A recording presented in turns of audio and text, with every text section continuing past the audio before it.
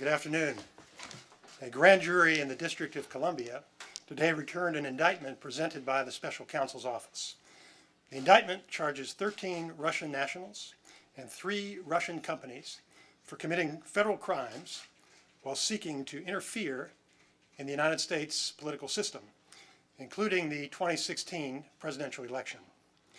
The defendants allegedly conducted what they called information warfare against the United States, with the stated goal of spreading distrust towards the candidates and the political system in general.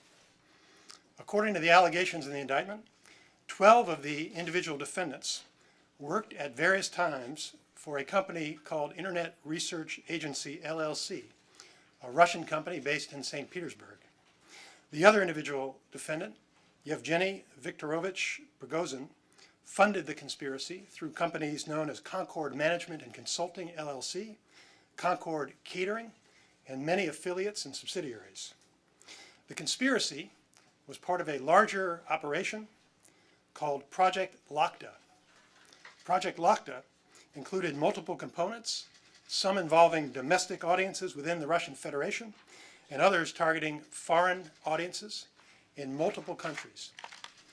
Internet Research Agency allegedly operated through Russian shell companies. It employed hundreds of people in its online operations, ranging from creators of fictitious personas to technical and administrative support personnel, with an annual budget of millions of dollars. Internet Research Agency was a structured organization headed by a management group and arranged into departments, including graphics, search engine optimization, information technology, and finance departments. In 2014, the company established a translator project focused on the United States. In July of 2016, more than 80 employees were assigned to the translator project.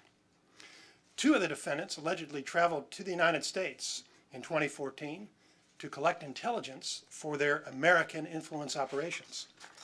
In order to hide the Russian origins of their activities, the defendants allegedly purchased space on computer servers located here in the United States in order to set up a virtual private network. The defendants allegedly used that infrastructure to establish hundreds of accounts on social media networks such as Facebook, Instagram, and Twitter, making it appear that those accounts were controlled by persons located in the United States. They used stolen or fictitious American identities, fraudulent bank accounts, and false identification documents. The defendants posed as politically and socially active Americans, advocating for and against particular candidates. They established social media pages and groups to communicate with unwitting Americans. They also purchased political advertisements on social media networks. The Russians also recruited and paid real Americans to engage in political activities, promote political campaigns, and stage political rallies. The defendants and their co-conspirators pretended to be grassroots activists. According to the indictment, the Americans did not know that they were communicating with Russians. After the election, the defendants allegedly staged rallies to support the president-elect, while simultaneously staging rallies to protest his election. For example, the defendants organized one rally to support the president-elect and another rally to oppose him, both in New York on the same day.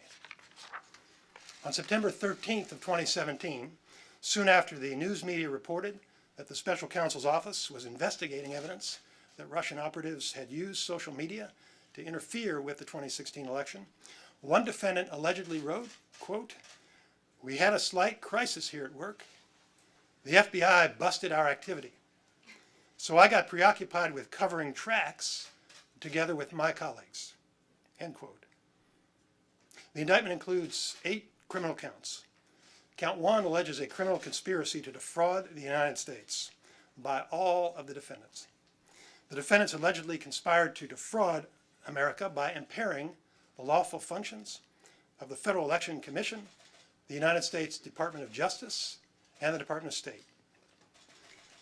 Those organizations of the U.S. government are responsible for administering federal requirements for disclosure of foreign involvement in certain domestic activities. Count 2 charges conspiracy to commit wire fraud and bank fraud by Internet Research Agency and 2 of the individual defendants. And counts 3 through 8 charge aggravated identity theft by Internet Research Agency and 4 individuals. Now, there is no allegation in this indictment that any American was a knowing participant in this illegal activity. There is no allegation in the indictment that the charged conduct altered the outcome of the 2016 election. I want to caution you that everyone charged with a crime is presumed innocent unless and until proven guilty in court. At trial, prosecutors must introduce credible evidence that is sufficient to prove each defendant guilty beyond any reasonable doubt to a unanimous jury. The special counsel's investigation is ongoing. There will be no comments from the special counsel at this time. This indictment serves as a reminder that people are not always who they appear to be on the internet. The indictment alleges that the Russian conspirators want to promote discord in the United States and undermine public confidence in democracy. We must not allow them to succeed. The Department of Justice will continue to work cooperatively with other law enforcement and intelligence agencies and with the Congress to defend our nation against similar current and future efforts. I want to thank the federal agents and prosecutors who are working on this case for their exceptional service, and I'll be happy to take a few questions. Is there concern that this indictment undermines the outcome of the election? What I've identified for you are the allegations in the indictment. There's no allegation in the indictment of any effect on the outcome of the election. Jessica. On page 4 of the indictment, paragraph 6, it specifically talks about the Trump campaign, saying that defendants communicated with unwitting individuals associated with the Trump campaign. My question is, later in the indictment, campaign officials are referenced, not by their name, by campaign official 1 or 2 or 3. Were campaign officials cooperative, or were they duped? What was their relationship with this? Again, there's no allegation in this indictment that any American had any knowledge. And the nature of the scheme was that the defendants took extraordinary steps to make it appear that they were ordinary American political activists, even going so far as to base their activities on a virtual private network here in the United States. So if anybody traced it back to that first jump, they'd appear to be Americans. Catherine. Have you had any assurances from the Russians that they will provide these individuals for prosecution? No communication with the Russians about this. Will follow the ordinary process of seeking cooperation and extradition. Thank you very much.